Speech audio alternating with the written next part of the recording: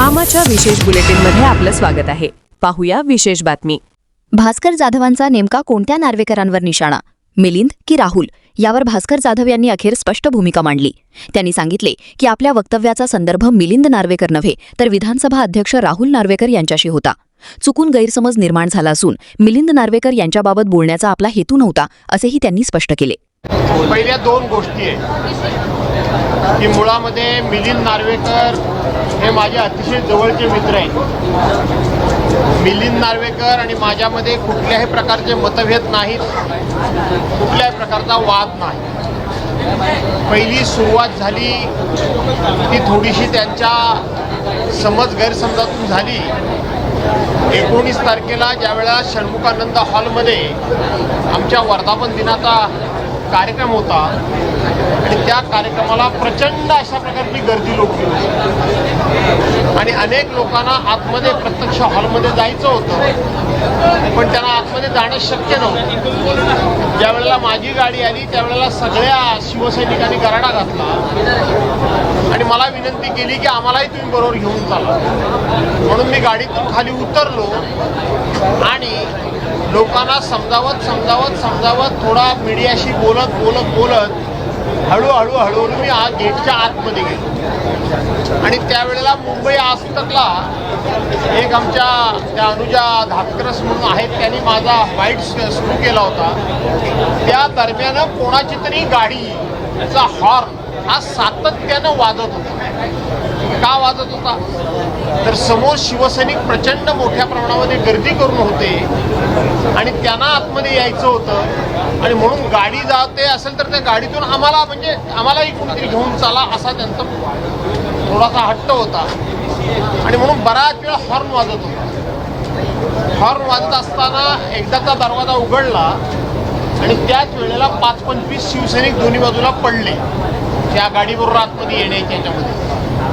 आणि म्हणून मी सहज नॅचरली विचारलं कोणाची गाडी, तर त्या मॅडम म्हणाल्या नार्वेकरांची गाडी. खरं तर विधानसभेचे अध्यक्ष नार्वेकर जे आहेत ते माझ्या डोक्यामध्ये बसलेले आहेत.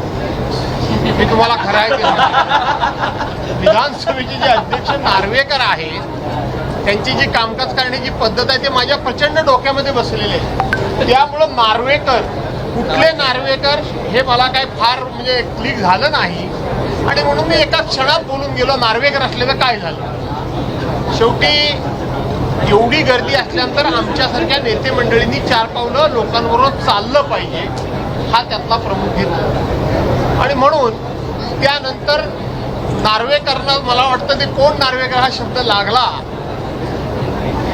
नार्वेकर ह्यांना मी कणखर समजतो. नार्वेकर ह्यांना मी खूप अशा पद्धतीचे सगळ्या पक्षातल्या लोकांशी खूप चांगले संबंध आहेत नार्वेकरांचे, हे जगजाहीर आहे. त्यामुळं नार्वेकरांची गाडी समजून मी विधान केलेलं नाही, कारण ते माझे मित्र आहेत. आणि दुसरं त्यांनी काल जे ट्विट केलं त्या सगळ्या पक्षातल्या संबंधाचा उपयोग हा मला विरोधी पक्ष नेतेपद करून घेण्याकरता म्हणून ते मुख्यमंत्र्यांकडनं करून घेणार असतील तर मला त्याचा आनंद आहे. कारण त्यांनी म्हटलंय की मुख्यमंत्र्यांनी लवकरच करावं विरोधी पक्षनेता, आणि मला विरोधी पक्षनेता न केल्यामुळं काहीतरी कोणाला तरी त्रास होतोय.